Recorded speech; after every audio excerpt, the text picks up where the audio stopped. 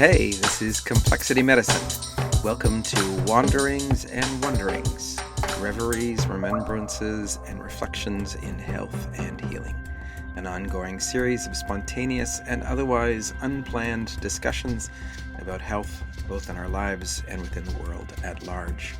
We hope to foster the telling of non-linear, context-rich, and passionate stories that capture a sense of relationship and connectivity to life.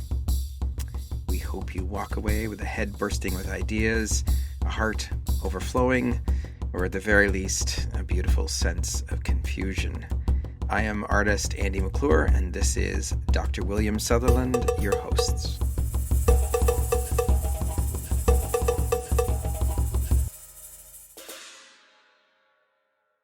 All right, here we go to start off. So I'd like to welcome my friend, Sal Gencarelle, and to our Wanderings and Wonderings podcast. And Sal and I have been friends for a number of years now, and I'm glad to have him here. I'm glad to share some stories and as to who Sal is and who we are together. That will unfold over the course of our conversation. So stay tuned for that. And Sal, I'm excited on lots of levels. I'm excited that we're new into this project with the Complexity Medicine relaunch and our various podcast streams and our various conversation streams. So I've got the newness of it all, and I'm excited to have you on, and I'm grateful for your support as we jump into all of this. And on a more personal note, I miss our company. In COVID, it's obviously impacted our ability to travel and go across the border. Sal's down in South Dakota. I'm up here in the Toronto, Ontario area. And we don't get to see each other like we used to see each other. And so for a chance to get together here and have this virtual reconnection, I am very happy about that. And on top of that, we're going to be sharing some stories of things that are dear to our heart and that we've shared before, and we'll share again anew in a different way and with the audience that will hear this over time. And so I'm really grateful for that. And so, I think that's a good position to start off expressing that gratitude for our reunion and to where things will go. And so I'm going to just turn it over to you for a little chance to introduce yourself. And right from the get-go, just as we were saying, I think I'd like to, if you could just take a couple of minutes to promote and speak to the different projects and offerings that you're putting out there to the public, which I've gotten to participate in, and I think are really just so important in the times. And, to the degree that you can speak to our overarching notion is always to an inquiry into health. What is health? Where do we find health? What is the nature of health at the level of the individual, society, the culture, and in nature and the ecology as a whole? And what is the interrelationship of those wholenesses? And like I said, I do want to have our viewers be able to go and see those different types of things that you're offering. So, Sal, I'll turn it over to you. And what would you like to say in ways of introduction? First, as always, gratitude, and definitely gratitude to you, Bill, and all that you're doing in the Complexity Medicine and the lives that you're touching out there. And I'm really excited for this project. I've watched it unfold and develop and change over the years, and this kind of new version of the podcast totally jives with what we've been doing online and the work, especially during the time of COVID, when we're not able to host gatherings and to travel. And normally I'd be sitting up there with you, most likely, getting in the lodge or at least jamming around the fire, having a good time, laughing. And now we're doing this. So I want to just say gratitude to you and your journey and the technology that makes this possible, and definitely for the rekindled connection that we get to do again and again every time we get to hang out and talk. And I'm also really grateful for the opportunity to talk about these things, because the topic of health and wellness and culture and connection between people and nature is something that has been a driving force in my life for now over 30 years, and it's been something I dedicated so much time and energy towards. Any avenue that opens up that I can speak to it a little bit and share what I've learned along the way is always welcome. And I think where I could just start as far as like sharing what are we doing right now, what am I doing, and what's out there is an offering to people that want to get more involved. we formed this organization called Helpers Mentoring Society, and we offer a bunch of different teachings and trainings online at this point. It's kind of shifted from more in person to more online over the last year, and that includes things like webinars and month-long programs and year-long programs.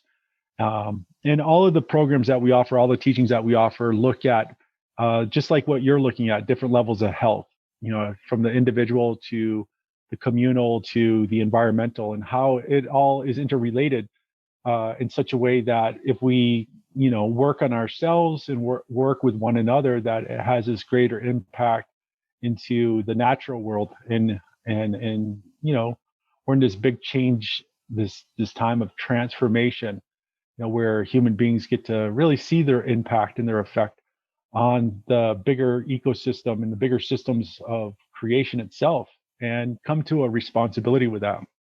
So we do something that's called cultural repair, and it's fixing kind of that broken linkage between our relationships on many different levels, and in a direction of healing, in a direction of wellness.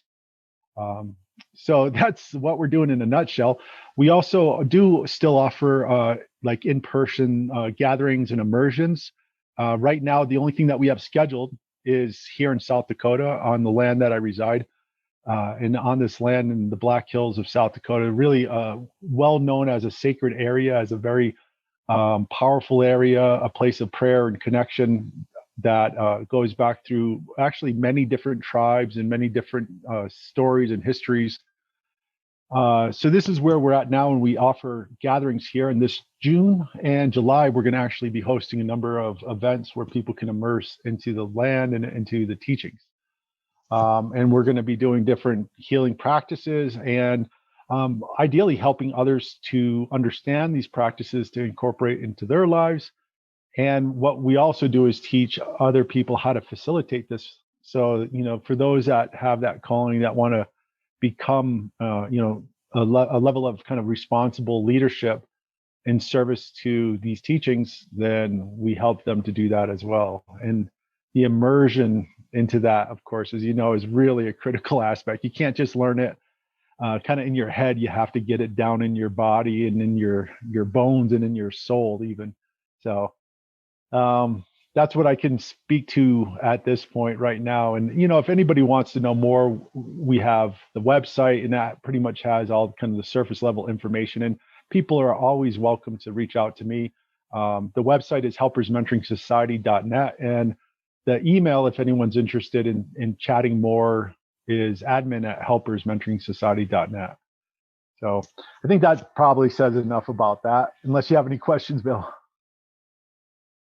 I think that's great, Sal. I love, just to who's for our listeners to, I just want to bring forth that I love the spirit of stewardship that your programs bring forth, and that it really is, and even in the name of helpers mentoring, right? The idea of the helpers raising up the helpers, and that notion of stewardship and that notion of service is so central in all the things that you do. And of course, it comes forth in its fullness because of the relationships that are nurtured both at an individual, cultural, and ecological level. And so, I'm proud to have you on the show as my friend, and knowing the work that you're doing. So thank you very much.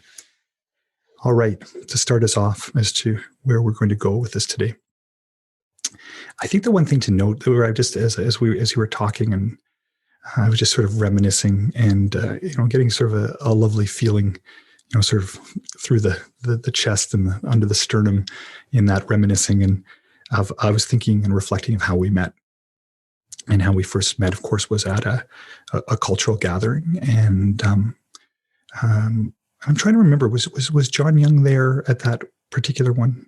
Or was it? I think he was there, right? It was you and John there. Or was it just you at that? I think at that point he had just come in, so he had just come in and kind of left, and then through the gathering I stayed on, and then that's when we actually kind of officially met. So I think there was an overlap, but I didn't actually really know you at the time. I just saw you off in the distance. That's it. That's right. And we hadn't met. We hadn't really been formally introduced. Although we did have our shared friends, like through Skeet Sutherland and the like. But I remember in there as you were preparing to share and facilitate and offer up the Inipi, the sweat lodge, and that, of course, being our common background, that it just made sense to help out in the work, in terms of the chopping wood and the getting of the rocks and the building. I think there was a building of the lodge on that first time as well, too. So there was just a sense of just, for myself, of the comfort of getting into motion, in helping with the preparation and the setup for that. And I think that just that within itself was a lovely beginning, because it wasn't a forced introduction, right? It was a common purpose, a common practice, and just starting the work, doing the work of what needed to get done, so that this ceremony could be held. And really, that was sort of almost the beginning of ceremony. I always see that as the beginning of ceremony. And then from there to participate in ceremony with you. And that being really how we got to see each other, right? To see each other in the ceremonial structure, in the ceremonial space.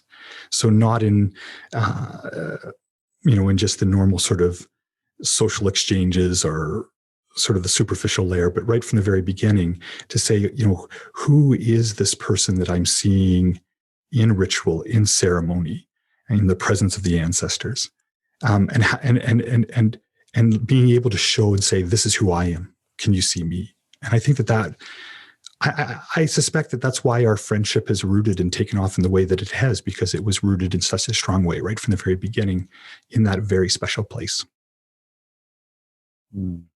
Yeah, I totally agree. There's the authenticness to the work, and the beauty of the sweat lodge, what we call in like the Lakota traditions, the Inipi, the process of life, if you will. Years and years ago, a friend of mine and one of kind of my teachers and mentors as well, he explained it that the sweat lodge is what he called the Lakota truth serum, that you can't go in there and you can't lie. Like there's no BS, there's no bullshit there. And it's not that you maybe don't want to, or maybe there's not things that you want to hide or something like that, but you can't, like you literally can't in there. Like it just strips away all that kind of story and blocks and walls, and next thing you know, you're just raw exposure, and it's a beautiful thing. It's kind of the opposite of maybe what we think when we're outside of that space. When we think about being just fully exposed in the spotlight, then we think of it as a negative perhaps. But when you're in it and you're fully exposed, you're like, this is beautiful, because we're all fully exposed, right? Like nobody has to hide anything, because there's nothing to hide. Nobody has to try to posture, like get weird or whatever. And if you do, it's like, it really stinks, using that Bushman term. It doesn't smell right, it doesn't feel right, it's just like, it's just off. So like, don't even go there. And kind of in that authentic way, I really appreciate meeting people in the lodge like that. Like it's almost like, even if you meet somebody outside of the lodge initially, when you're in the lodge and you're in the work, you're like, oh, this is who we really are, and we get to really see that. And I think what I saw and what I remember is, I remember a shirtless Dr. Bill, like running around, chopping wood, carrying water, doing the work. And I remember being like, that's where I wish I could be. At the time I was teaching, there's a big circle of people, and there's all this, kind of activity of listening and asking questions and answering questions. And, but there's the guy doing the real stuff right there, like, and that was always where my heart lied, like lighting the fire, tending the fire, moving the stones. And I always appreciate that, because whenever I see that myself personally, and I've learned to look for this over the years, is I see what I call a helper. I see a helper, and being a man among the helpers, and part of that is like, where I think my kind of depth of passion actually lies. So I've looked for that because those that are really doing the work like that are always very highly connected individuals. And it's not ego. It's not, it's not about a display of who they are, what they know. It's just like what needs to be done and let's get it done. And those are what I call helpers again. And I really love working with helpers, obviously. The whole organization is even focused on mentoring helpers.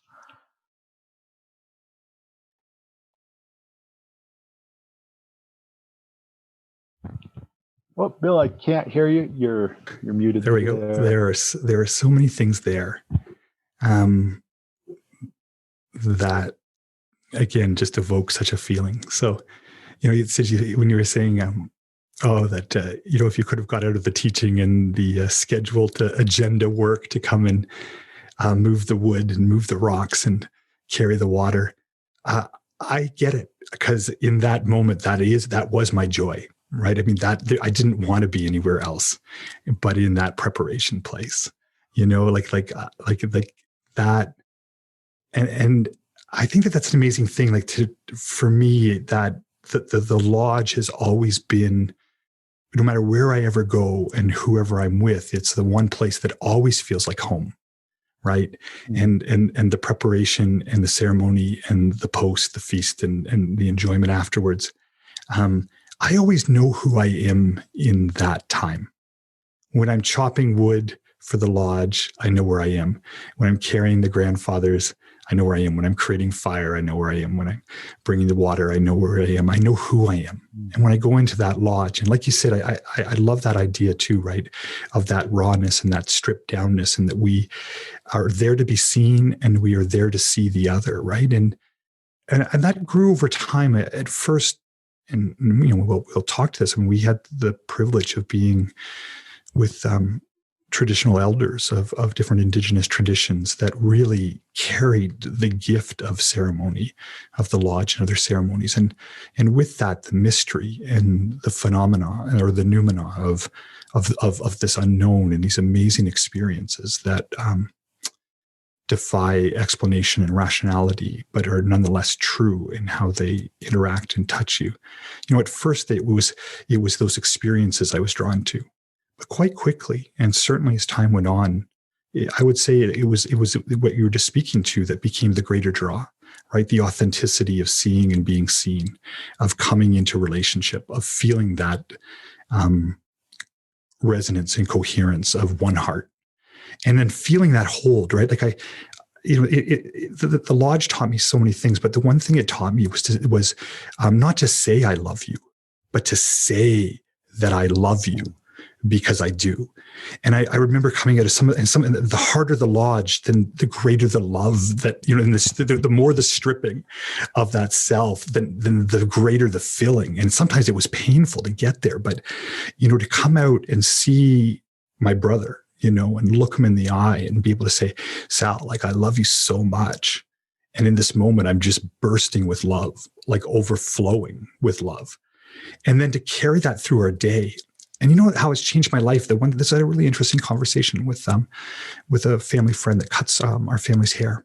And I said to her, because we're talking about COVID and everything. And I said, well, I've been really lucky because because of ceremony and things like the martial arts and living these ways of life, I have really good friends, like deep friends, brothers, sisters, fathers, mothers, adopted of the spirit of these shared experiences. And I said, there's an amazing thing with all these friends, and particularly I was speaking of my men friends. And I said, I was proud of this because I think in some ways I rolled the tradition of this, which is at the end of our phone calls, because I felt the love, I would say to my friends, at the end of our calls, I love you.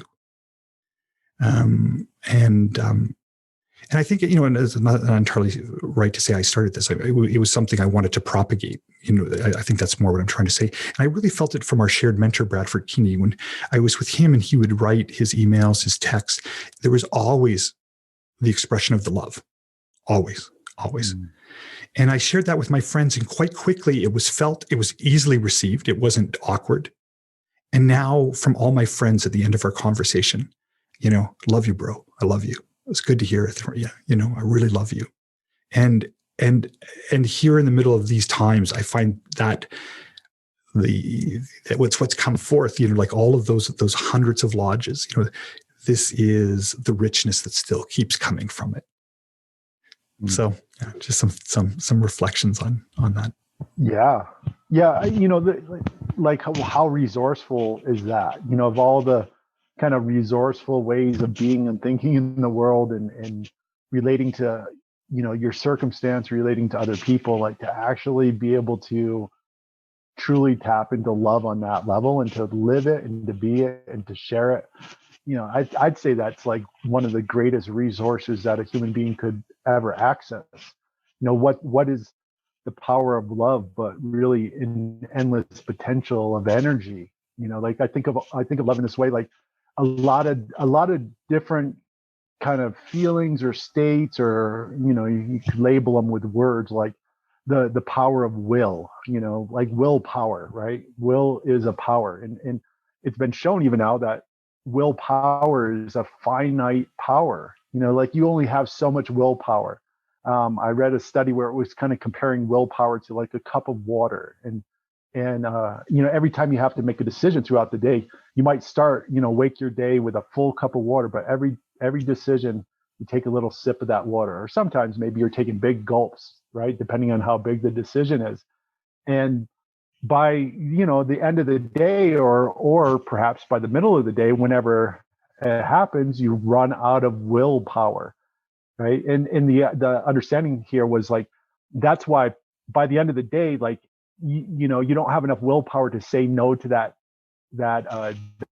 drink, or that slice a cake that you shouldn't eat, or whatever. Like you just don't have any more willpower, so you just kind of go with whatever's happening. So something that we consider power, like our will, is a finite energy. But when you look at love, like real love is actually not finite. It's infinite. That's an endless source of energy, of determination, of expression. And we can see that with parents, with children. We can see that with relatives. We can see that with the way that people think about the earth itself. There's so many people that I know that struggle with the human relationships, but they really love the earth. They do anything for the earth, for life itself, you could kind of say, for the continuation of life. And this is something that with the Helpers Mentoring Society and the teachings that we're coming from, it's like helping people to tap into that, because we're dealing with circumstances right now that are very challenging. They're really unusual, and our willpower may help us to get through some of it, but really what's going to make us thrive and succeed through all of this individually and collectively is love. So reinforcing that over and over. And I completely agree. I would not have the ability to tap into that energy and to feel it in the way that we both know is possible without the sweat lodge, without the Inipi, without having that opportunity to strip away all the junk and crap, and just to be in that full exposure of life and full rawness of like, this is who I am and this is what's happening. And to be able to express that, in those circumstances with oftentimes, for us, like the brotherhood, like the male, the guys in the lodge, in the heat, really saying, hey, this is my struggle, or this is my joy, and everybody witnessing that and supporting that. And then coming out, after some of those really incredibly hot lodges where you're pretty sure you're going to die, like, and maybe you do in a way, but you come out and you're like, wow, I really love life. And I really love the people I get to live with and experiences with. And that's, I think, the power of the sweat lodge. That's also part of the reason why I think, in the Lakota traditions, they don't call it, quote unquote, the sweat lodge. They call it the Inipi, which is really, it literally means they live within. Or you could even understand it to say, this is the process of life. It teaches us how to live. It helps us to live. It helps us to be, more fully human in that way. And to really, honestly, again, kind of access love. What is love? How do we love? How are we maintaining, like, being in love? Not that romantic, kind of I'm in love. No, how can we be in love all the time? And I think the Inipi's got that power. The one, I guess you're speaking, I remember with something I share with my kids, right? Which is, I've got 4 children. And I say to them, listen, there are some things that are limited, right? My time is limited. I have 24 hours in the clock, that kind of chronological time anyways. Of course, there's that sort of timeless time that opens up, and that's a different type of experience. But my chronological time is limited. I have so many hours I can take them places or, play games or do this or support them in their homework or whatever the case may be. So I tell them my time is limited. You need to respect. We all need to respect each other's time. And I'll tell them my attention is limited, kind of an attention deficit guy. So my attention is even more limited than my children who have very good attentions. So I'm like, hey, you're going to get my focus for the limited that's possible. And, and with kids, I'll tell them, my finances, they're limited. There's only so much money in the bank, and we can put so much to this project or that project, but it's not unlimited, and we have to make choices. But on that note, just like you were saying, I do say to them, but my love is not limited. My love is unlimited. And I tell them, all of you get 100% of my love, 100% of the time. All of you. Collectively, but also individually. And it's a paradox, but it's true. And they know it, and I'm reminded. And one of the things that we're working on in our Align and Design, health design thinking and pattern language project, which is a parallel project to this podcast, is every other week with a group, a collective conversation, we're introducing a design thinking idea, a question, a holding question, what metaphorically I'm calling a koan, like as in the Zen tradition, a paradoxical question that's to be held, that births indefinite numbers of answers and is designed to create great doubt and change. And one of the ones is, around love and about how we seek health in the world is love one thing in this world greater than your own self-interest. And so, and you can't, and don't jump to your kids or your family. That's you too. You know what I mean? Like out of that sense of you. But one thing out of that, love it greater than your own self-interest. Love it unconditionally. Work for, show and express that love. And, the example that always comes to my mind, and one that I want to nurture and foster more is, it's the honeybee, the humble honeybee. Can you imagine if people started to love honeybees, among other things? I mean, it could be anything in the world, whatever majestic plant, whatever humble plant, whatever majestic animal, whatever humble animal, whatever habitat, however local or on small or magnificent scale. If we loved it more than our own self-interest, and we just applied that love to that one thing, knowing it is part of that relational web, right? But it's the entry gate. So as you're talking, I'm sort of just inspired to sort of reflect and feel on that, because I think I think in these times we're all looking, right? What can we do, right? There's so many existential issues.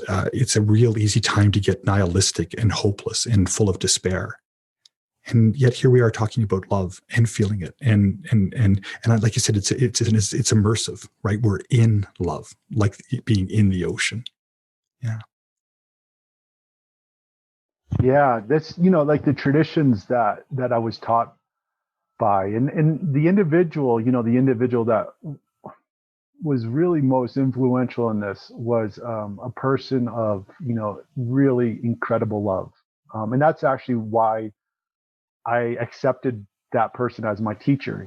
They had a lot of human faults. A Native American raised on the reservation, raised with poverty, with alcohol abuse, with all sorts of traumatic experiences. And I mean the true deep trauma too. We're not talking a little thing that happened one time in their childhood. We're talking about like repeated issues that came up and divided families, put people in prison, even people in the ground dead.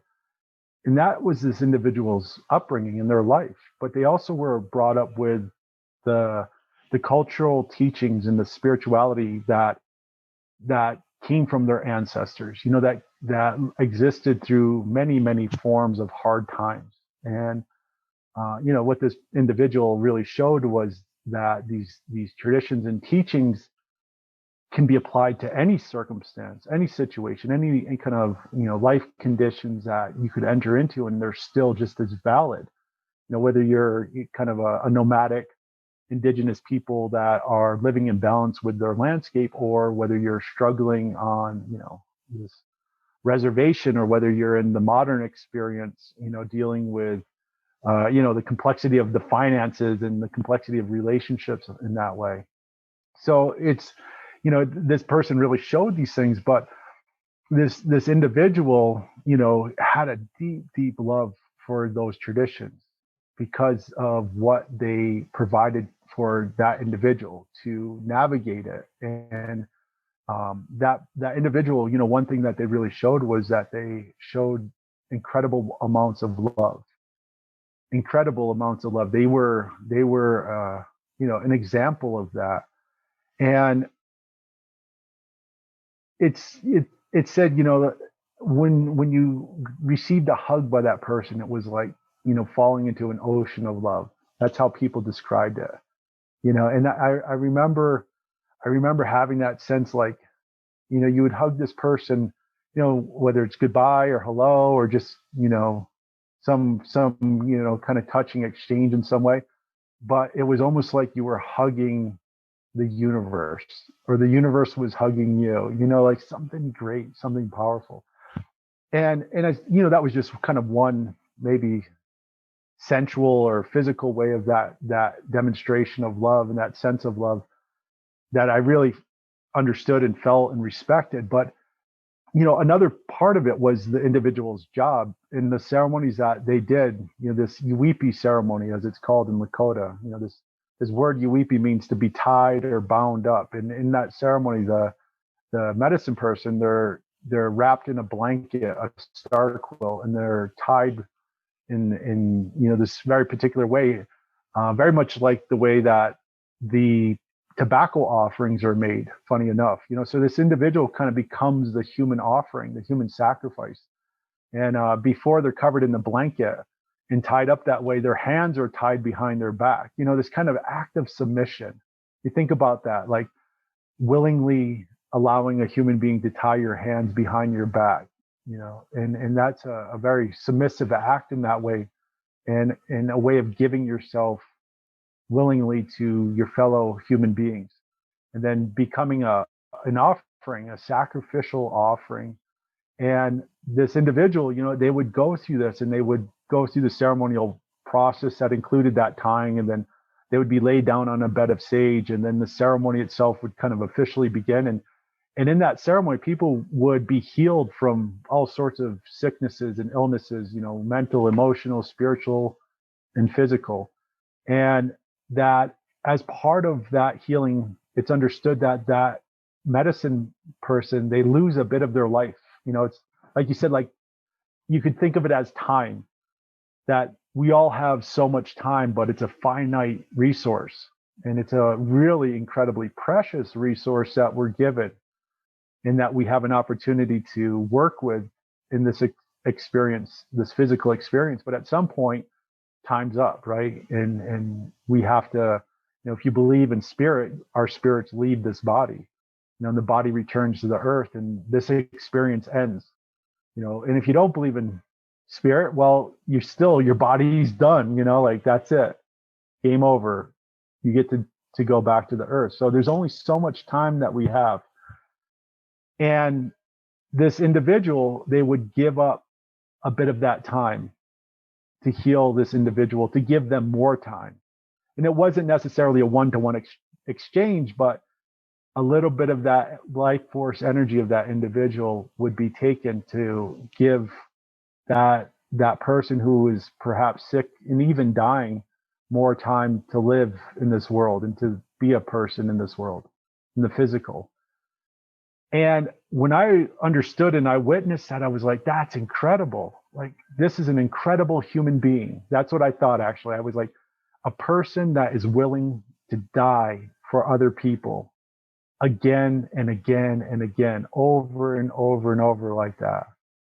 And I really, it kind of blew my mind, especially because I met this individual when I was a teenager. You know, I was in my early teens. So I never witnessed anybody to have that type of love, except for parents, of course. You know, my own parents, I could expect them that they would sacrifice and die for their children. You know, that's kind of a given, almost in a way. Now, I don't, you know, at least in my family, in my life, I kind of just figured that. But then to see a person doing that for strangers, you know, for people they don't really know, and to do that so willingly, that really left an impression on my life. And it's one of the reasons why I really accepted this person as a teacher, you know, as a mentor, as a guide, because it's like, this person that has that type of love is someone I want to learn from. You know, I can overlook all the other faults, you know, all the kind of human struggles and all the traumas and all the griefs and all of those things. And I can see that there's something really special. And this person has love that really transcends anything I've ever seen before. And it's kind of like what you're saying, you know, like if you can love one thing, and it seems to be that this individual loved people like that one thing, you know, and was willing to give himself to people that way. So that's, you know, I get it. And I really appreciate that. And I think, you know, like if we can all find that kind of love, the world would be a much better place for sure. Again, Sal and I knew when we were coming together to talk today that there would just be so much resonance and concordance with our experiences. And I know that's true because of, you know, all that we've shared, but I love sharing it anew because I get to feel it anew, and all of the remindings. And as you're talking about your Lakota teacher, you know, I'm of course go into the reminiscences about my Anishinaabe, my Ojibwe teacher, mentor, elder, friend, who's passed now. It was actually just 2 days ago. 2 days ago was his 5th anniversary of his passing. And his spiritual name was Shkananakut, Red Cloud.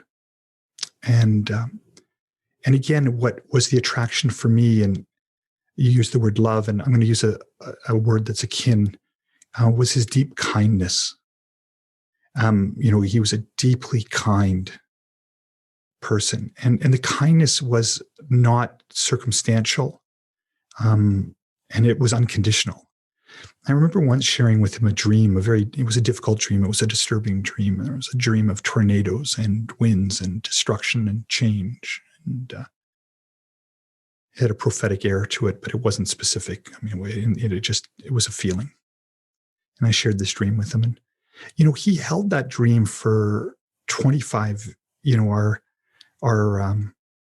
25, 26 years together. And even when I would start to forget the dream, 1 year, 2 years, 7 years, 10 years, you know, at some point when I was struggling in my life, he'd go, "Do you remember that dream you had? Do you remember it? Tell me about that part."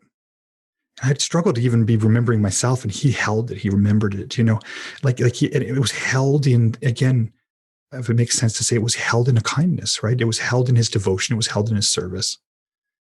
And, you know, sometimes he would lodge, like he would do the sweat 5 times a week, 7 times a week, like, you know, 3 times at his own place. And then at the Al Care Center, he, you know, another couple times the week. And if he was traveling, and on top of that, there was, you know, darkroom ceremonies, pipe ceremonies. I mean, and again, that giving, right? That giving. And I want to speak to that paradox, because with that giving is they would give a part of themselves, you know, and like you said, and maybe, would give up a part of themselves, of that life energy. There was the paradox that also was said, this is what let them live, right? This was what was the source of their vitality. This was the source of their living. This, as long as this was there, it kept them going, and they were with us. And I think with the stories we shared, but we also saw that as the community, you know, as people would get older and go different directions and fall away, and just as all of us got more encompassed in the modern world and the demands of the modern world, all of us, meaning the surrounding culture around these ceremonies and these elders, that there was less help and that there was less assistance and that there was less support and understanding. And as that sort of pull away from these traditions, I mean, the sad thing is I think that then, I actually firmly believe that was, part of the reason of their passing. They're here for a purpose. They're here to serve. And if we don't take that offering of their service, then they leave us, and in some way. And I say that in a very, I'm actually quite, deeply saddened, because I believe there to be a truth in that, and then one other notion I'd love to hear your thought on this. You mentioned they were flawed human beings. They were not perfect in any ways. I always said, listen, they were this beautiful blending of saint and sinner. There was, again, my friend Brad Keeney and mentor had a great saying that he had learned in New Orleans from the jazzmen, right? Like from all of the jazzmen and the stories of the crossroad and the blues singers, right? You'd be at the juke joint on Saturday with, all the folk that would make their way there. And you're at church on Sunday with your grannies, and that the tension of those worlds, the gospel and the blues, right?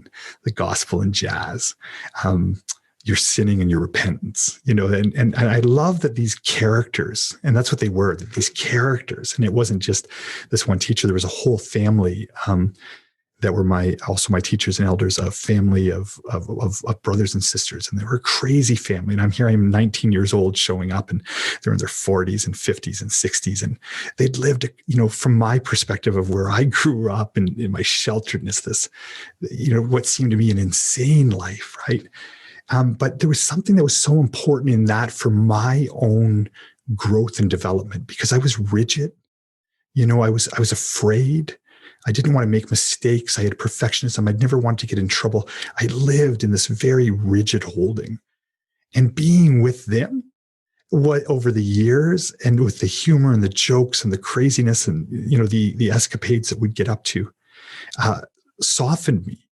And so something that was about their imperfections and their wildness and their, that not just the saint, but the sinner, right? Like all of those things, and just the unabashed living, catastrophically, but unapologetic living.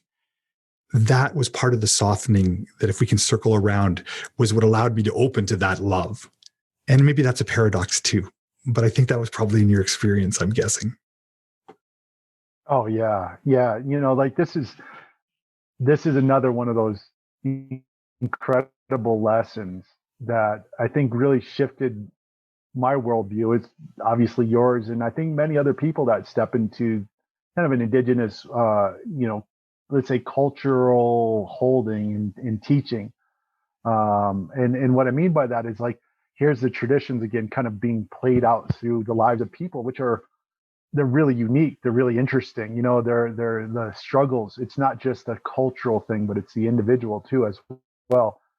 And what I learned from this is there's a worldview that I came from, having grown up with the modern teachings and the modern school system. That pass fail, right? That right or wrong. You can't be both simultaneously. You're either right, which is oftentimes means you're the minority. Like, there's only one or two people in the classroom that are right, especially right continuously. And then you have everybody else, which is kind of like usually wrong or mostly wrong. And then you have a few people that seem to be always wrong, right? And this is kind of how it all plays out. And then you like live into these stories that were introduced when we're little kids, and then we grow into them. And you got the bad kids and you got the good ones, and you the ones that are going to be successful and know how to follow the rules, and they're intelligent too. So now rightness, intelligence, and following the rules are all kind of tied together. And then you got this gray area of a bunch of like kind of misfits, and then you got the really big misfits, which, you know, they're going to go to prison, you know, they don't know, they're going to be broke, you know, all that. It's a crazy story if you really think about it. And that was for sure, you know, part of my upbringing. Maybe not as strict or as formal, as hard as I know many other people experience, because fortunately my parents were really flexible with a lot of, you know, kind of modern principles. But it's still part of it. And then you get out into, you know, like this other culture, this other worldview, which they don't see right and wrong the same way. You know, they don't see success and failure the same way. They don't even necessarily see it at all in a, you know, in a way, because what I was shown and what they taught me was that it's lessons. You know, you're learning continuously and you're growing through those lessons. You're developing, you're changing, you're experimenting. You know, like it's like you said, like life is meant to be embraced in all these different ways, and that it's not meant to be put into a box and then, you know, like trying to fit yourself into that box too and be like, this is my identity, this is my story, this is who I am.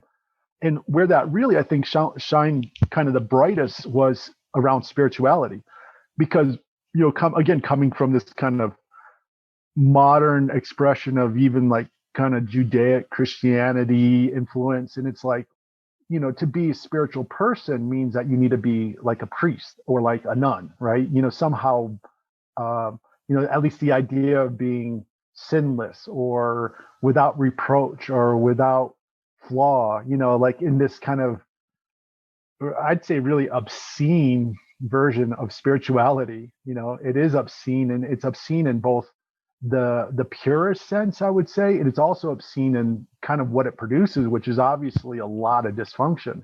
You know, it's like you have to be Jesus to be spiritual, you know, and the idea of Jesus is already a flawed idea. You know, like you have to be an absolute like perfection to be a spiritual person. And what I saw and what they showed was everybody's spiritual.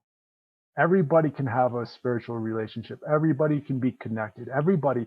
And you could be like a hurt person. You could be even a sick, unwell person. You could be somebody that struggles with other people or struggles with yourself, and you can still be a very powerful and connected spiritual person, because that's part of, you know, your humanity, and that should be embraced.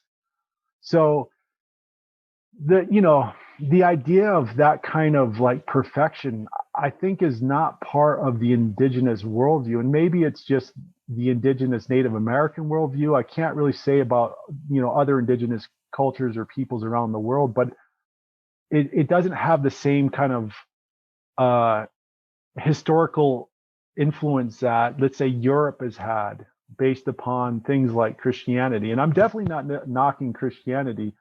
You know, I don't ever want to come across like that. I'm just saying, like, you know, there's some kind of twisting of that story that almost made it impossible for people to really access their true spirituality.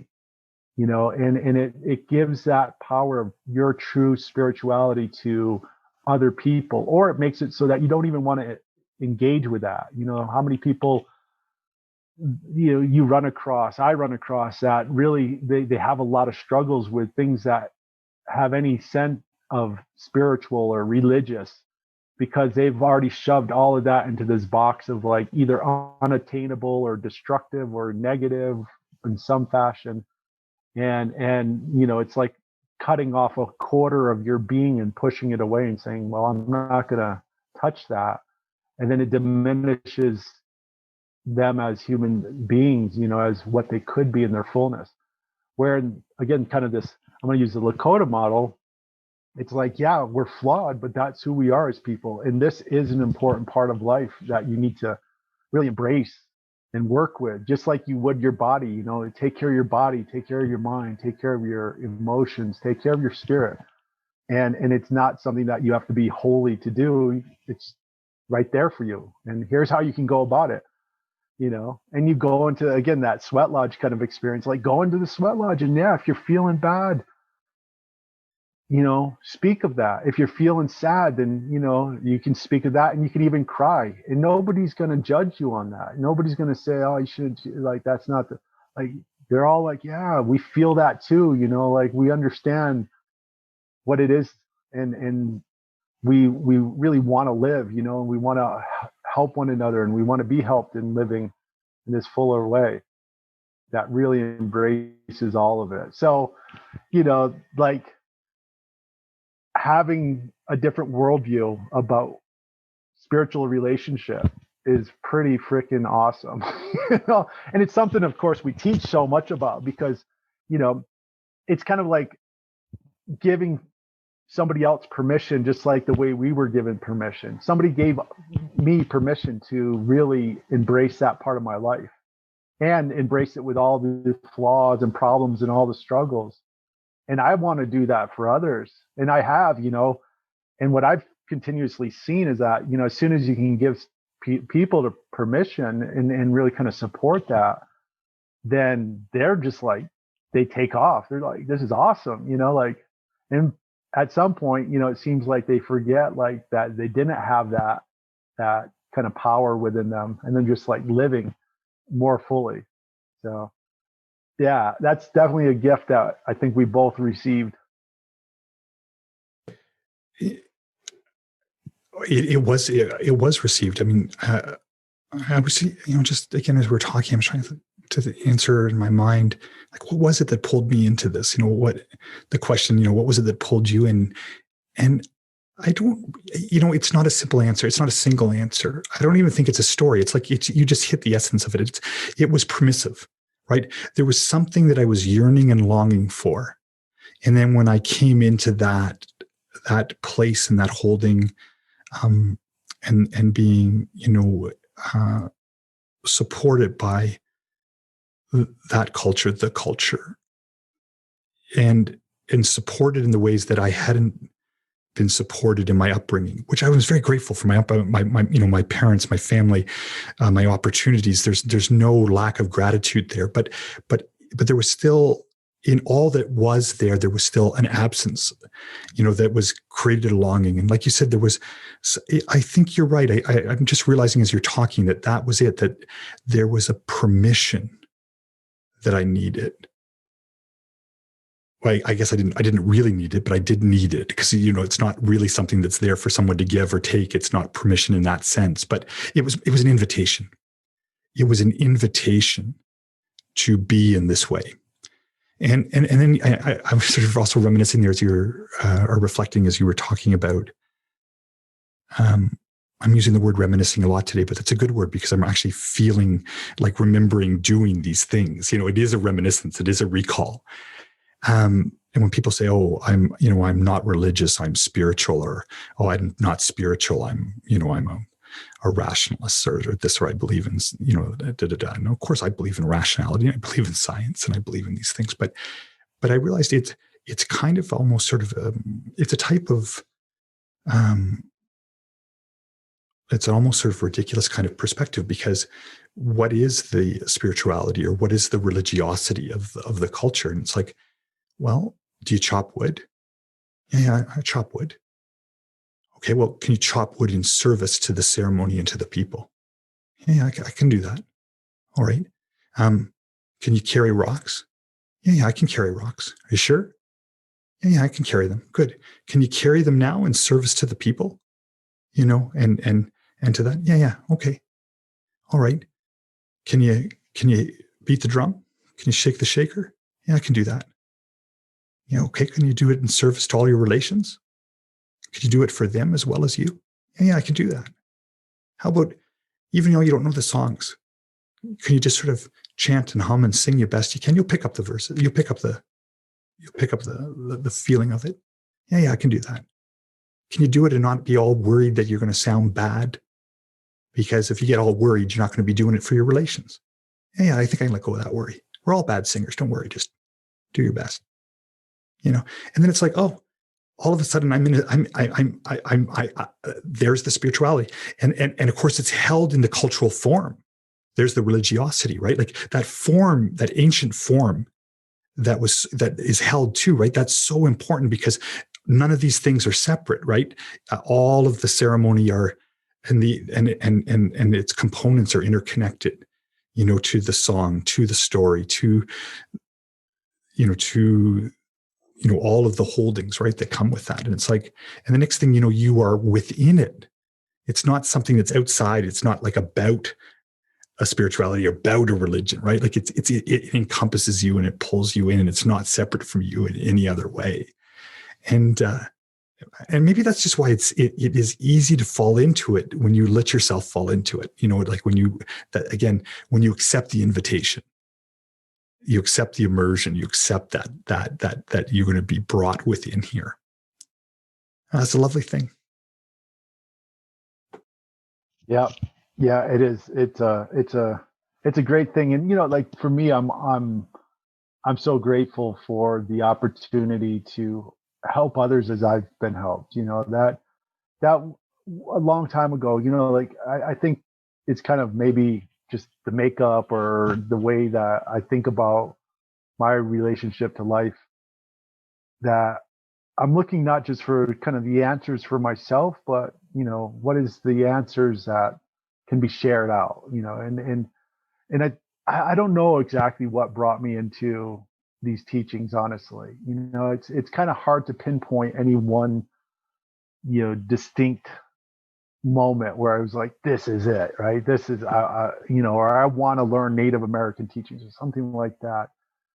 I can remember a series of things, that started all the way back to, even perhaps infancy, but I do remember at one point being like, I'm really interested in like kind of this land that I'm living on in a deeper way. I'm really interested in, the people that were here before, this story of who I am and Europe and all this kind of intermingling of the cultures started. Like what was this? What was happening here? And I remember these kind of curiosity moments, and I remember getting into the place, especially when it came to nature. Like it seemed like the indigenous peoples had a better handle on how to be in good relationship to the environment, and how to work with that and understand that in a bigger way. And it was kind of even a vague sense. And I think a lot of people have that, especially when in regards to like Native American, maybe it's a bit romanticized, and it's part of the story of pop culture, like Tonto and the Lone Ranger, right? I remember that when I was a kid, and I remember Tonto always being presented as like the guy that knew nature really well, and the guy that actually knew not just the natural world, but the human world too, kind of like human nature.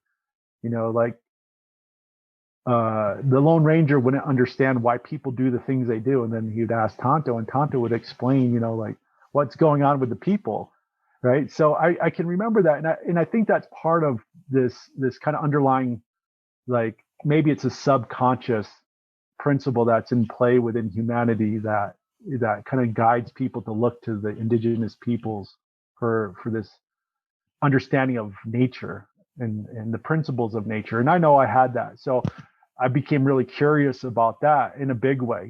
I say curious is probably not a strong enough word. I was being pulled to that because I really cared about nature. I really wanted to see this world live, and I wanted to see people live in this world in a better way. And I was like, well, the modern systems, as I can tell, don't really hold that answer. So maybe the people that actually live with nature in a closer way hold that answer. And I think I've been shown that that's a real big truth. So I got pulled into that kind of space where, yeah, here's Native American teachings, here's a culture, here's this spirituality, like you said, that is not separate from carrying water and chopping wood and moving the stones and making the fire. Like you can't have a spiritual experience without all of these really practical, mechanical, physical experiences. And you can just be immersed in all of it, and understanding too our humanity and our flaws and our love for one another, and our the possibility of that we can actually really, really care about one another, not just kind of be, I care about you as a person in my head, but actually feel that as a human being, I actually really care about your life circumstances. That sympathy and empathy can really be expressed and shown and that's supported. I mean, we look at the conditions of modern politics, and it's almost like the opposite is now of value. How hard can you be? How oppressive can you display? And that's strength. Where in the Indigenous community, what I saw as strength is compassion. How compassionate can you be to another person? How can you really empathize and sympathize with other people in such a way that you understand those bonds correctly and express that in a healthy way? That's what I saw as strength. And so through this kind of bigger process of learning, it's immersing into that new way of being, where spirituality, reality, they're all linked together, and they're all supported to essentially make life continue into the future. If we look at what is a culture, what is a culture really about? It's about supporting that which supports life, because what's the value of one life or one generation if that's the end of the road? Really, it's how do we live as a people in relationship to nature, in the world, into the future, and ideally into the future in perpetuity. That the way we're living is so in alignment to the natural system that there's no potential end. Whatever end there is, it's beyond what we can predict. Whereas you compare that to what we're experiencing now, where every day it's like the end of the road is just around the corner. Every choice we're making is could be the end. Every system that we have playing out, it seems to be taking us to a terminal location, not years out, but sometimes even it seems like days out, weeks out. And this is the world that we live in. So having these Indigenous teachings is really, I think, a game changer for anybody. And having the opportunity to immerse into that was an incredible blessing in my life. That was obviously a consequence of many questions and many curiosities. And now having that value kind of live within me. And I know that it's not like you said, it's not just you're immersed in it and it's kind of like, oh, it's out there and I'm here. It's actually, when you're immersed into it deep enough, it is you. It's in you. It's part of you. And have that opportunity to give other people that chance to immerse into that as well. So they can experience that it can work through them. And it's not me, I know we talked about that before. It's like, I'm not doing this, it's not like, it's not an ego thing at all, right? In many ways, it's anti-ego, it's like, I'm at service to this and it's a benefit to me. So I want to share it with anybody that is open to that too. And they can immerse in that and have that, permission or like you said, invitation to know themselves better, to learn, to grow, to heal. And, that's for sure something I'm also grateful for that I can share here.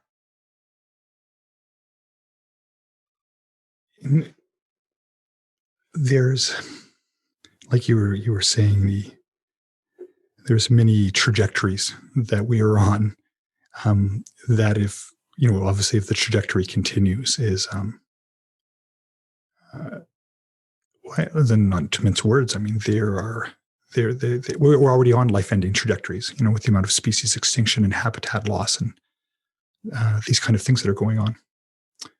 So I want to circle back to that in a second, because I think this is a very real truth of the times that we're in.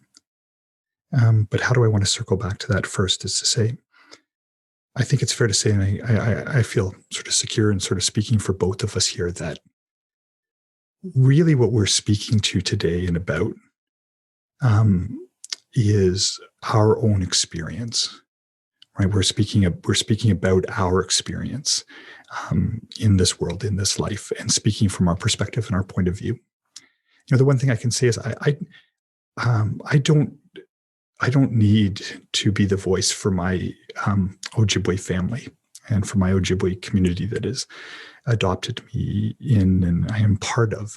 They can speak for themselves. They have a wonderful voice. And when they need my voice or my service or my action in any way, they ask for it. And I do my best to be there for them in the way that they need me to be there for them. But that's the nature of relations. But it's reciprocal. When I need them, when I'm like, I need you, I need, your assistance in my life, they're reciprocally there for me.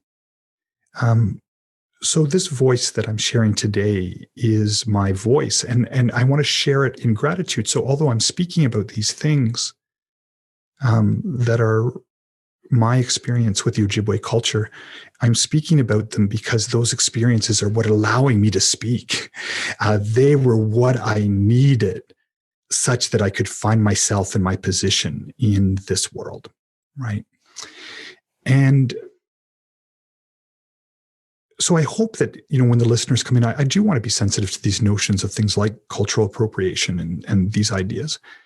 But I hope everybody at this point is hearing, the relationships, of 30 plus years for both you and I with real individuals, real families, real communities, right? That there's deep context and that we've had great and wonderful times and struggles and that we've come together and we've been threatened to be pushed apart. And we work towards this thing called our love, in these relations, and how that ripples and the wake of that goes out and how it's touched so many people being part of these experiences, how many people through ceremony, and stepping into the way of the helper in Anishinaabe, they call it like a shkabeos, that helper role. That ceremony reaches out, and just the numbers of people now over those years are really quite a remarkable thing. And how that all comes back and is again touched and informed and helped me again to grow and learn over and over in this iterative way. But so I think that that's a really important notion because now it brings us around to these times. And like you said, at this point in our lives with our teachers and elders, some having passed on, others getting older, ourselves getting older, and the responsibilities changing now that we're in our 50s, right? And how we can share these experiences of our life, but they're not an I thing. That's always relational. That's always an ecosystem. Like, whenever we're sharing our life, we're sharing all of these relations through us, right? So when we look at sort of the dire circumstances of the time that we're in, I take a lot of solace that I'm stepping, that I'm a child of these times, not in the poverty and the despair and the hopelessness of what's coming at us, but that I have now the strength of these relationships, what we say, all my relations. And of course, it's not just these communities. It is the relationships of nature that have been, the holding of these holdings, right? And we get to step in through that and say, actually, this is what I'm bringing into this conversation, this dialogue, this moment in time. And I'm feeling actually right now in this moment really buoyed by that. I am, even though we're starting to edge into talking about difficult things, I feel quite light in knowing that I have the strength of those relations, those histories, those evolutions, backing me in this sharing, and knowing that relationships will create more relationships, and that the diversity of relationship creates even greater diversities of relationship. Yeah. Well, this is the way we're able to navigate this, to take a good look at the reality of the situations, right? I mean, I don't think of it any less kind of challenging than when, as an individual, you have to look at your own mortality. Truly, not again, you can kind of like keep it all in this very intellectual headspace where it's really detached. But when you really have to look at that, I'm going to die, and I'm going to die someday, and embrace that notion of this is a finite existence. And in that finite existence, there's going to be a point where this thing we call Sal, myself here, my story, it'll be over. And when I can embrace that, really, truly, look at that and witness that and recognize that and feel that as a truth, which it is, then it helps me to live. It like helps me to see what the value of the moment is, what this conversation is, what this exchange is, what seeing a brother again after not seeing you for a while, or having this conversation after not speaking for a while, or like I think about this too when it comes to someone even more familiar, like your spouse, our spouses, right? I mean, it's so easy to take our spouses for granted and just be like, oh, I'm waking up next to the same person and there she is, and it's kind of like, oh, I know who she is and I know this and I know that, and you start taking it for granted, and next thing you know, it's not as valued. You don't express the value, and maybe underneath all that there's still the love and the value, but it just becomes an expression of that for grantedness that you're now living.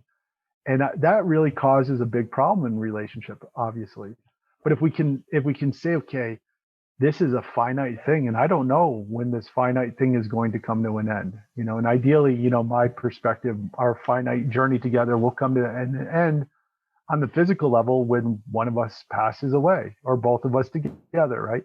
But I actually don't know when that's going to be, and I don't know when this relationship's going to end. And who is this person today? Who is this person that I'm waking up next to? Who is this person I get to talk to, who I get to share with? And if I can embrace that kind of newness of every moment, then I get to explore relationship in a whole new way all the time. And I think this is kind of going back to that principle of like being in love now. Now it's like we can talk about being in love with a person like that, or a spouse like that. And I think that's a huge part of being in love, is that you're not taking that moment for granted, that you're purely in the relation experience and the dynamic of the movement of what's taking place. And it's, again, not always rainbows and butterflies, it's also thunderclaps and rain and hail, it's like that's part of it too, but you're there and you're doing it.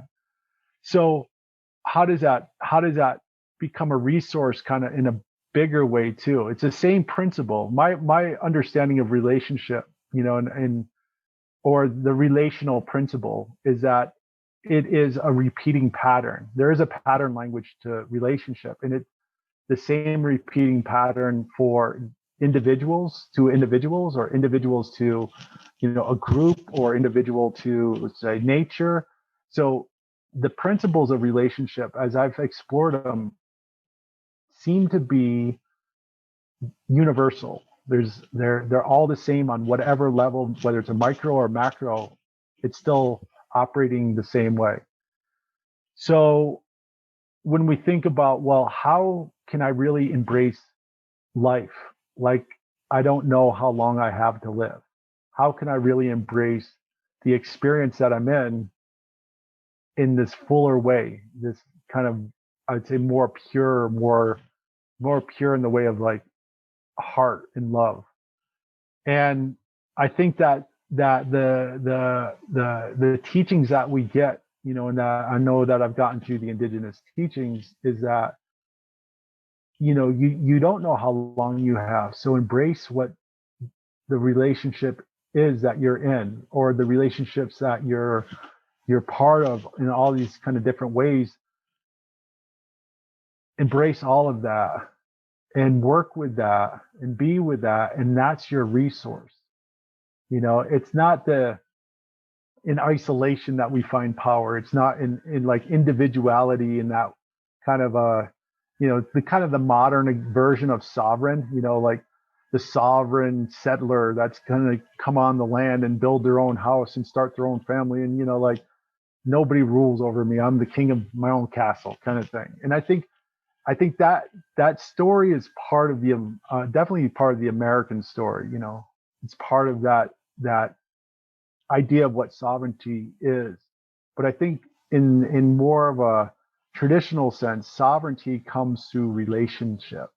Sovereignty comes through knowing who you are in connection with the people and the landscape around you, the beings of the landscape. This kind of greater village that doesn't just include people. It's the trees and the plants and your garden and all the fruits of your garden, and the deer who maybe is even eating some of your garden, but you still are in good relationship to the deer and the rabbits and the eagle and the hawk and the fish. It's all part of that, and that's your resource.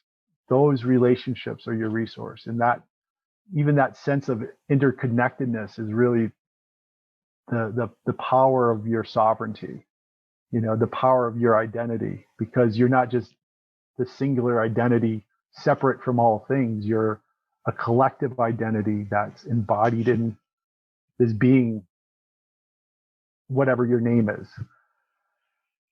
Yeah, so that's the power that I think we have, and when we can really tap into that power, then we can clearly look at what are the circumstances we're in, and we're as a species, as a human, the human species, and the decisions we're making and the impact we're having on, I think, the greater environment in the species, our brothers and sisters of the animal and the plant kingdoms, that we can say, this isn't great, but we can hold ourselves up in that relational way to really look at that, and also to be informed by that, so that we can make better decisions about things, that we can have more points of view through those relationships to understand how to navigate this.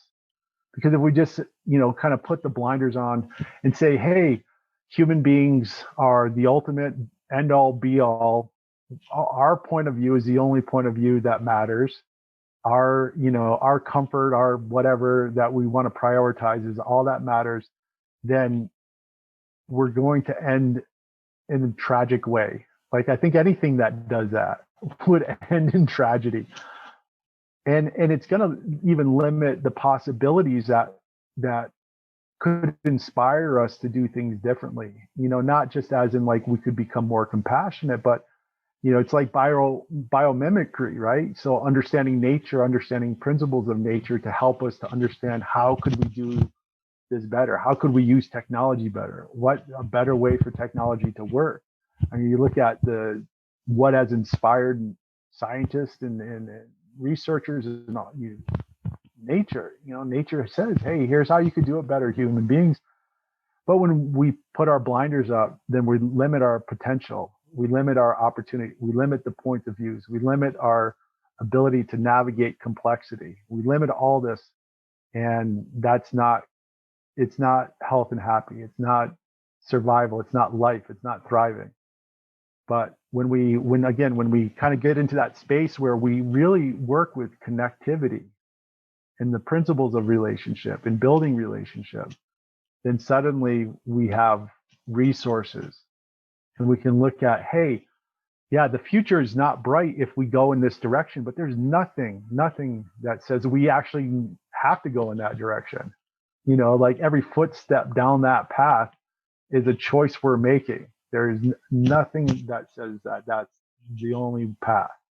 And anyone that can't see beyond that, you automatically know right away that person has some blinders up. It's not that we can't, it's that they don't want to see anything beyond that, perhaps. So, that's the relational principle at work to help us to really deal with what we got going on, at least in my way of explaining it at the moment.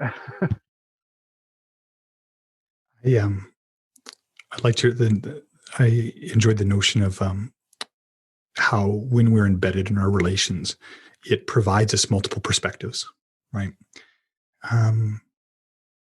Coming from a white middle class upbringing, born in the 70s, child of the 80s, and then coming to the reserve, from Ontario, urban Ontario to rural Manitoba, And then being with these older guys, with this whole other world of experience, it was a great reciprocal relationship. Like I say, we brought these different perspectives that we actually had, our preconceptions or no conceptions, because it was their lives. It wasn't part of my experience or vice versa. And somewhere in all of that, the muckiness of relationship and perspective, we all found ways to heal together. And I don't say that in a trivial way. I mean, if we had time, and maybe some of the stories are just too private, even if we like the type of stories that would be shared around, the campfire late at night, stars, they're those really deep reminiscences that are just so sweet, and the loss so bitter too, because it's but the connection is still so strong, despite, those some they've passed on. But the necessity for the recipe of healing was the multi perspectives. We needed each other. Our lineages, our cultures may have been at the roots of the cause of the wound, but we needed to find each other in our healing. And I love that. And I'll defend that. I mean, that statement to the end, because it's true. It was just it was so sweet in our lives, in my life. And I know, because I've heard the stories come back, even stories from the deathbeds, through the brothers and the sisters, this is what you meant to them in their life and in these last moments. And that's such a rich treasure, because I also got to tell them what they meant to me, while we were still in our living. Great gifts to each other. But I love the idea of multi-perspectival, and one little thing I wanted to share that I stand by is that I try to live three positions every moment of every day. So on one level, I hold the position of the monotheistic. I belong to a religious tradition. I raised my family in a religion. The notions of afterlife and the codified teachings of a faith. So I live my life in best I can, falling short always of what's asked, with the idea that there will be a life after this life, and that here are the ways of a good life. And I hold that one perspective. Then I hold a second perspective, and at the same time, which is the one that is animistic or pantheistic, that there is life in all things and in all our relations, and that I can go out and acknowledge, that which is living. And also what we would normally in the West call inanimate, to animate them, the rocks, the wind, the lakes, the sun, and to say, I am in relationship with them and they are in relationship with me. And so I try to live my each day as, in this full relational animism. And then the third perspective I try to live every day is that of an atheist. This is a paradox, right? Because I started off saying I'm a monotheist, and then I shifted and said I'm an animist, and now I'm telling you I live my life as an atheist, where I say there is nothing after this. This moment may be my last moment, and I have no other moment, and there is no other hope but the living of this moment. And so I better live this moment, knowing that it's limited, that like you were talking about, how the understanding of our mortality and our death lets us live our life. And when I take that atheist perspective, I can actually live. That's the one that lets me get closest to my mortality and the uncertainties and the ambiguities, and then not ultimately knowing, because it's mystery, right? It's mystery and it's faith. It's not all mystery, and it's always mystery. It's not all faith. You and I know we've had experiences in these ceremonies that we cannot explain, and that we've been touched by deeply, and that we're all touched by. It's, and you're like, wow, that blows the explanatory framework of my life. But at the same time, I go and say, what if there isn't anything other than this construction, this construction of this mind in this world? Well, I'm going to live it. I'm going to bring meaning. I'm going to create meaning. And so I bring all three of those perspectives. I try to remind myself of those three perspectives and hold them in paradoxical tension. But they all let me live differently, but fully. Yeah.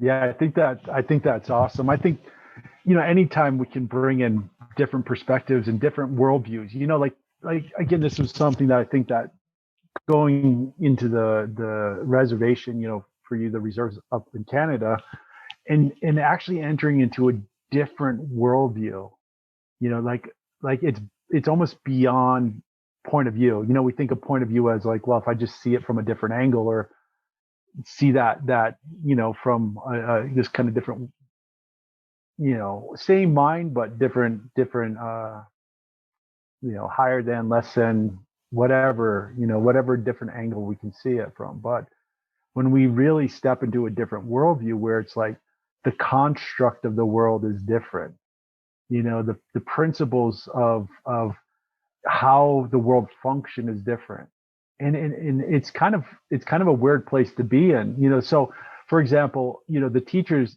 that I worked with, in particular this Inipi healer, they didn't have evolution as a concept. They didn't see that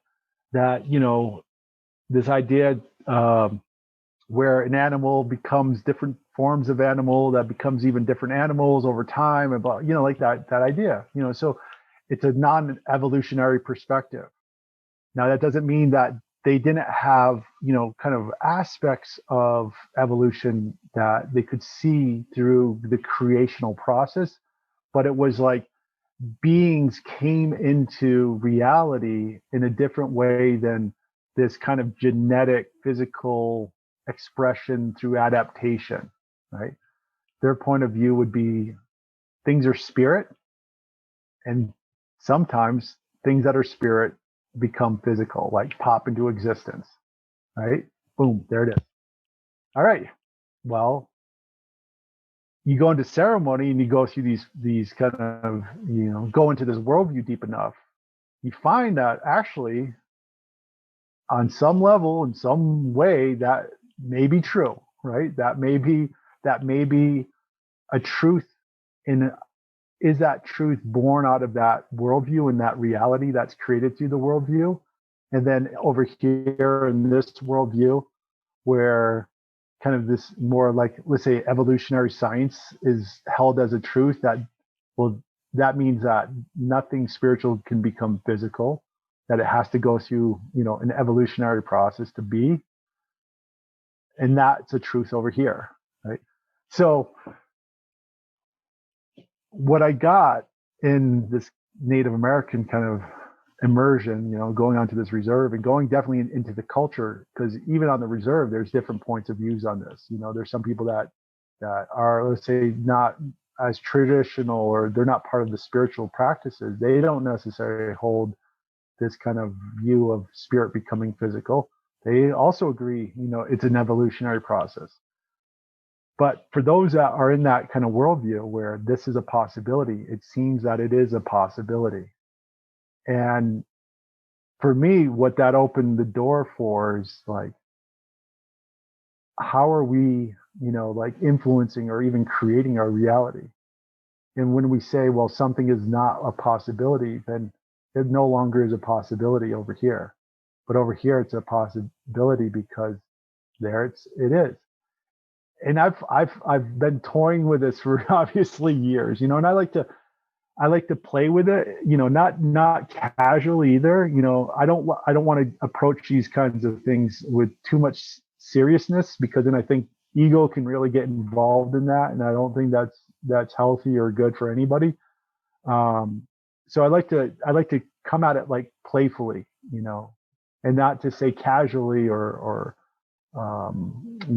flippantly, but serious play, and go into that and say, okay, well, can we move between the worlds? Is this a truth? Is this not a truth? Can we understand it from, this way or that way? And I think it ties very much to what you're saying. If you can fundamentally hold different realities simultaneously, something really interesting is accessible to us. Like we can understand not just one thing, but all things in multiple ways, in multiple realities even. And I truly enjoy that. I truly enjoy the opportunity to be able to do that. And it's becoming less and less accessible as time has gone on. And I think some of it's because of technology like the internet. We're becoming like we're kind of merging all these stories into one story, and the one story that's kind of dominating them is like the scientific story. And I'm not dismissing that or saying that it's it is a valuable worldview, but I've also seen and understood that there are other worldviews out there, and those are also incredibly valuable. And to be able to learn multiple worldviews is it's a big gift. And to live into multiple worldviews is something that I don't think many people get to experience much anymore. So, anyways, that's just struck me about what you were saying. I hope that was a useful share. No, a very, very useful, Sal. And again, even as you're thinking, I'll widen this, but from our own worldview, right? The worldview we were indoctrinated and inculcated and born into, and obviously shaped by. I mean, that's just true. You can't escape that. And it comes with its strengths, and it comes with its blind spots. But one, I think, distinction that I like, that's a really important one, is distinguish between that which is factual and that which is true. And they're not the same thing. The notion of factuality, objectivity, repeatability, predictability, empiricism, the idea of the facts, just the facts, free of opinion. And that's a type of truth. It's an order of truth, but it's not all of truth. I really, through my work as a physician and my work in the mental health world, I've come to love the writings of Carl Jung and his work into the mythological and the mythopoetic. And, I love the notion that there are these truths, right, that may be mythological, part of a collective consciousness, that these symbols and these symbolic things come forward.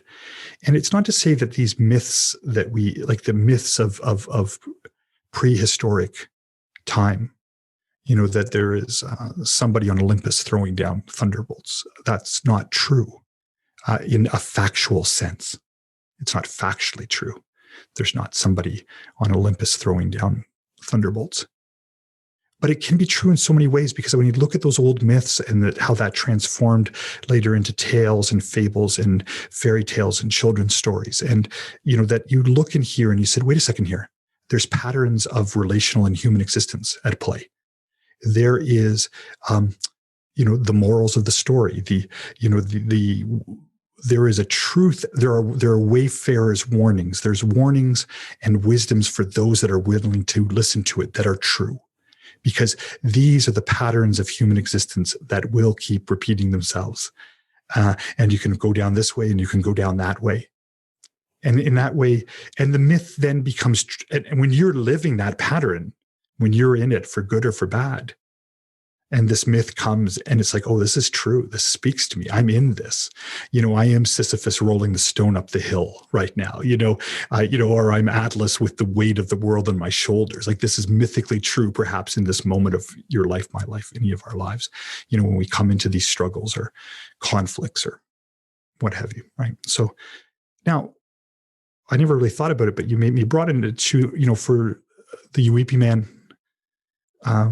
like your dear teacher, he probably, his factual world actually may very well be different than our factual world. So even the level of fact, I think we need to be willing to entertain that, not in this like post-fact world where like there's no facts or facts are irrelevant, but the sense that sometimes experience, that there are people that have very different experiences of consensual reality. And you're right. We have had the experience and the gift of being thrown and stretched in worldviews other than our own. And I think to hold the paradoxical positions of these differences, because they're not, it's not about making them compatible or trying to merge them in some syncretic way. I don't even think the idea of compatibility or incompatibility or some kind of blending, that's just wrong thinking. We get to hold the tension of them. And that tension births these wonderful things. Let's cycle back to the beginning. Our experience of love, right? That experience of the love we're talking about came out of the tension of all of these experiences, right? These worldviews, these things that pushed and pulled at us and stretched us. And so it's not that that pulls us away or disintegrates, or quite the opposite. It somehow creates even greater integration of our being. And it allows us to find our commonalities. Like, our teachers had a different worldview than us. And yet we brought in ours and they brought in theirs. We have our culture, they have theirs. We found our way to, and again, it's not to merge or mix. We found our way to bump and move and sometimes blend. But in all of that, that tension let us found the commonality of our human experience and our relations and our sharedness, and somehow be more. Again, I'm reaching for something that I don't have the words for, but I have the feeling of. Does that make sense, Sal? Oh yeah, definitely. This is the thing when and you mentioned it earlier about like cultural appropriation, and this idea, and I get that on one level for sure, where it's like taking from one culture and then just pulling it kind of like in isolation to the wholeness of that culture into another culture.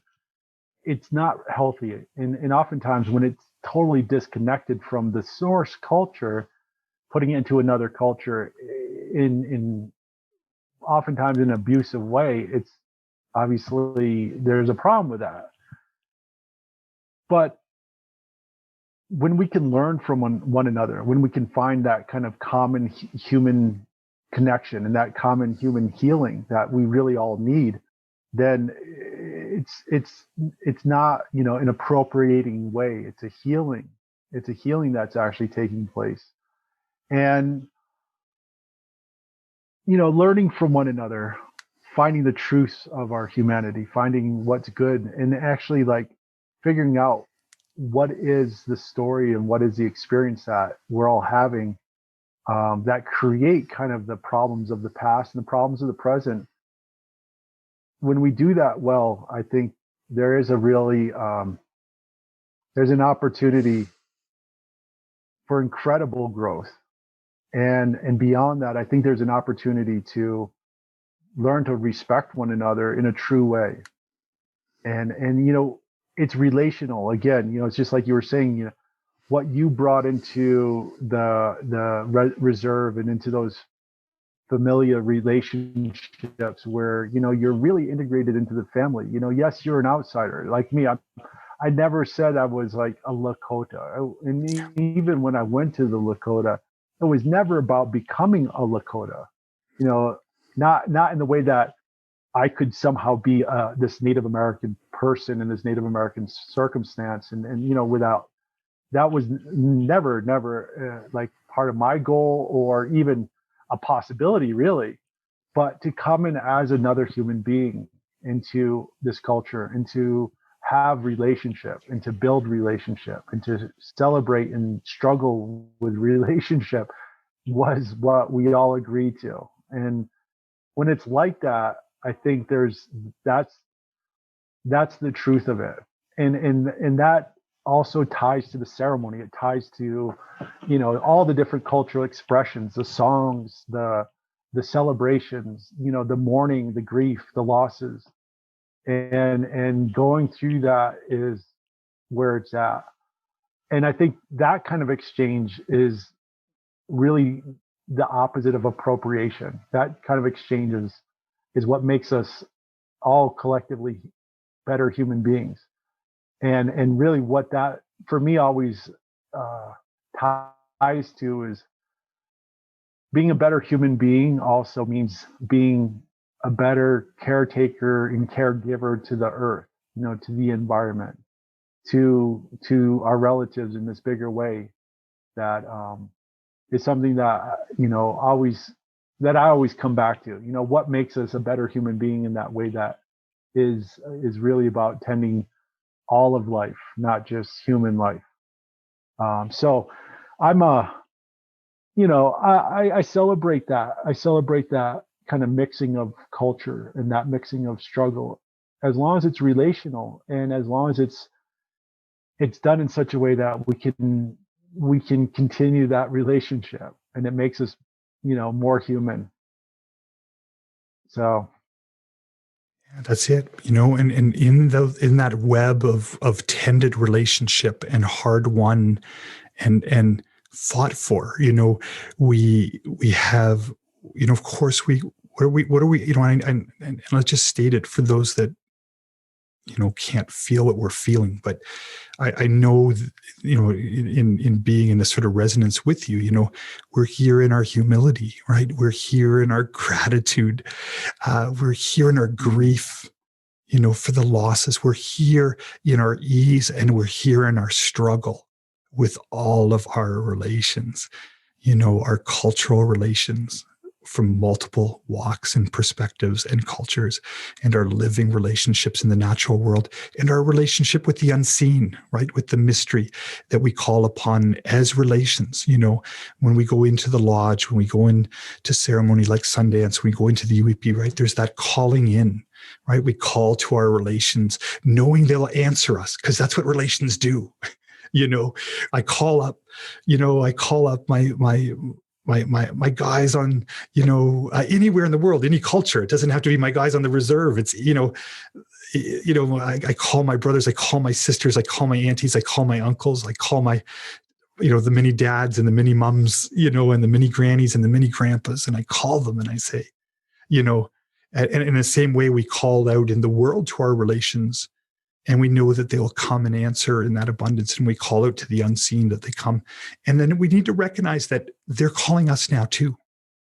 And it's our job to answer, right? We have to do our part in that reciprocity. And I think when we tend that relational web, then of course the gifts of the sacred come forth naturally and easily, and the sharing that has the cross-cultural sharing comes forth in, a right way, a natural way.